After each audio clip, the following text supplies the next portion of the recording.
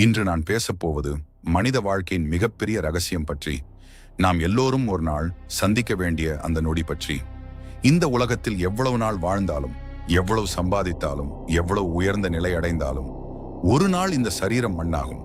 ஆனால் கேள்வி இது, அப்போது நம்முடைய ஆத்துமா எங்கே போகும்? இறந்த பின் என்ன நடக்கும்?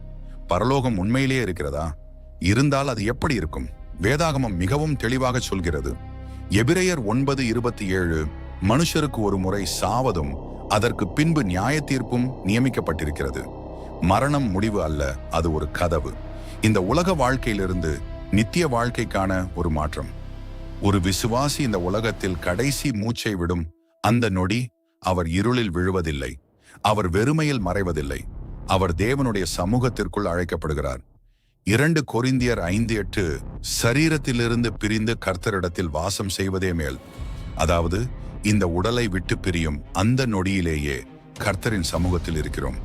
மரணம் ஒரு பயங்கரமான வீழ்ச்சி அல்ல, அது ஒரு மகிமையான மாற்றம். இங்கே கண்கள் மூடப்படலாம், ஆனால் அங்கே உண்மையான பார்வை திறக்கும். இங்கே மூச்சு நின்று விடலாம், ஆனால் அங்கே நித்திய வாழ்க்கை ஆரம்பமாகும்.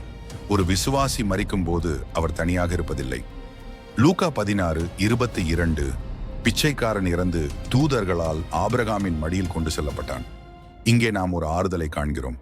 தேவ தூதர்கள் ஒரு விசுவாசியை தேவனுடைய சமூகத்திற்குள் அழைத்துச் செல்கிறார்கள். அந்த மாற்றம் பயம் அல்ல, அது அமைதி, அது வெளிச்சம், அது பாதுகாப்பு. பரலோகம் ஒரு கற்பனை அல்ல, அது ஒரு உண்மையான இடம். இயேசு தாமே சொன்னார், யோவான் 14:2-3 வரை, என் பிதாவின் வீட்டில் வாசஸ்தலங்கள் அநேகம் உண்டு, நான் உங்களுக்காக இடம் ஆயத்தப்படுத்தப் போகிறேன். அவர் வீடு என்று சொன்னார். வீடு என்றால் நிஜம், உறைவிடம், ஆயத்தப்படுத்தப்பட்ட இடம். பரலோகம் மேகங்களின் மேல் மிதக்கும் ஒரு கற்பனை உலகம் அல்ல, அது தேவன் தமது பிள்ளைகளுக்காக ஆயத்தப்படுத்திய நிரந்தர வாசஸ்தலம். அங்கே என்ன இருக்கும்? வெளிப்படுத்தின விசேஷம் 21:4, அவர் அவர்களுடைய கண்களில் இருந்த ஒவ்வொரு கண்ணீரையும் துடைப்பார். இனி மரணம் இல்லை, துக்கமும் இல்லை, அழுகையும் இல்லை, வேதனையும் இல்லை. நாம் இங்கே அனுபவிக்கும் வலி, நோய், துக்கம், ஏமாற்றம், பயம், இவையெல்லாம் அங்கே இருக்காது. அங்கே மருத்துவமனைகள் இல்லை, கல்லறைகள் இல்லை, பிரிவுகள் இல்லை, மனுளைச்சல் இல்லை. தேவன் தாமே நம் கண்ணீரை துடைப்பார். அந்த தொடுதல், அது ஆறுதல், அது அன்பு, அது நிரந்தர பாதுகாப்பு. பரலோகத்தில் ஒளி எப்படி இருக்கும்?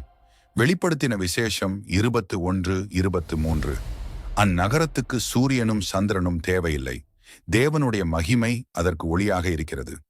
அங்கே இரவு இல்லை, இருள் இல்லை, தேவனுடைய மகிமையே ஒளி. அது கண்களை குத்தும் வெளிச்சம் அல்ல, அது பரிசுத்தமான, அமைதியான, ஆழமான ஒளி. அங்கே பயப்பட வேண்டிய எதுவும் இல்லை. பரலோகத்தின் மிகப்பெரிய மகிமை என்ன தெரியுமா? பொன் வீதிகள் அல்ல, முத்துவாசல்கள் அல்ல, இயேசுவை நேரில் காண்பதே. 1 கொரிந்தியர் 13:12, இப்போது கண்ணாடியில் மங்களாக பார்க்கிறோம், அப்பொழுது முகாமுகமாக பார்க்கிறோம். இங்கே நாம் விசுவாசத்தால் நடக்கிறோம், அங்கே நாம் பார்வையால் நடப்போம். நாம் ஆராதித்தவரை நேரில் காண்போம், நாம் ஜெபித்தவரின் குரலை நேரில் கேட்போம், அவர் சிரிப்பை காண்போம், அவர் மகிமையை அனுபவிப்போம். நம் உடல் எப்படி இருக்கும்? 1 கொரிந்தியர் 15:52 முதல் 53 வரை, இறந்தவர்கள் அழியாதவர்களாக எழுப்பப்படுவார்கள். இந்த அழிவானது அழிவில்லாததை காத்துக்கொள்ளும். நமக்கு புதிய மகிமையான உடல் கிடைக்கும். நோயற்றது, வலியற்றது, முதுமையற்றது, சோர்வில்லாதது. இங்கே நாம் சோர்வடைகிறோம், அங்கே சோர்வு இல்லை. இங்கே நாம் வயதாகிறோம், அங்கே நிரந்தர புதுமை. பரலோகத்தில் நாம் என்ன செய்வோம்?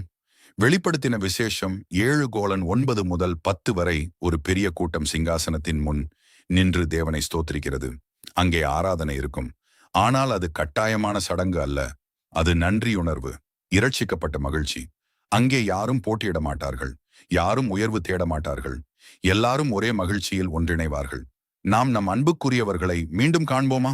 1 தெசலோனிக்கர் 4:16 முதல் 17 வரை, கர்த்தருக்குள் மரித்தவர்கள் முதலில் எழுந்திருப்பார்கள், நாம் அவர்களுடன் சேர்ந்து கர்த்தரை சந்திப்போம்.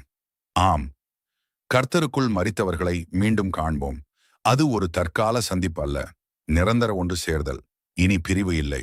வேதாகமம் மேலும் சொல்கிறது, வெளிப்படுத்தின விசேஷம் 21:1, புதிய வானத்தையும் புதிய பூமியையும் கண்டேன், தேவன் அனைத்தையும் புதுப்பிப்பார், பழைய வேதனையின் வரலாறு முடியும், புதிய மகிமை ஆரம்பிக்கும். அன்பானவர்களே, இந்த உலகம் நம் நிரந்தர வீடு அல்ல, நாம் இங்கே பயணிகள். இங்கே நாம் தற்காலிகமாக இருக்கிறோம். ஆனால் நம் உண்மையான குடியிருப்பு பரலோகம். பிலிப்பியர் 3:20 எங்கள் குடியிருப்பு பரலோகத்தில் இருக்கிறது. ஒரு நாள் இந்த பூமியின் சத்தம் அமைதியாகும். இந்த உலகத்தின் ஒளி நின்றுவிடும். ஆனால் அப்போது ஒரு புதிய பாடல் ஆரம்பிக்கும். நித்தியத்தின் பாடல். இரட்சிக்கப்பட்டவர்களின் ஸ்தோத்திரம். பரலோகம் பயமுறுத்தும் இடமல்ல. அது நம்பிக்கையின் நிறைவு. அது வாக்குத்தத்தத்தின் நிறைவு. அது அன்பின் முழுமை. அது தேவனுடன் என்றென்றும் இருப்பது. இன்று நாம் தயாராக இருப்போமா? நாம் இயேசுவை நம்புகிறோமா? நாம் அவருடன் நடக்கிறோமா? ஏனெனில் மரணம் எப்பொழுது வரும் என்று யாருக்கும் தெரியாது. ஆனால் பரலோகத்தின் கதவு திறந்திருக்கும். இயேசுவின் மூலம். அவர் சொன்னார், யோவான் 14:6, நான் வழியும் சத்தியமும் ஜீவனுமாயிருக்கிறேன். என்னாலல்லாமல் யாரும் பிதாவினிடத்தில் வரமாட்டார்கள். அந்த வழி திறந்திருக்கிறது. அந்த அழைப்பு இன்னும் இருக்கிறது. அந்த நம்பிக்கை இன்னும் வாழ்கிறது. ஒரு நாள் நாம் இந்த பூமியை விட்டு பிரியும் போது பயமின்றி சொல்ல முடியும், என் வீடு அங்கே, என் இரட்சகர் அங்கே, என் நித்தியம் அங்கே. ஆமேன்.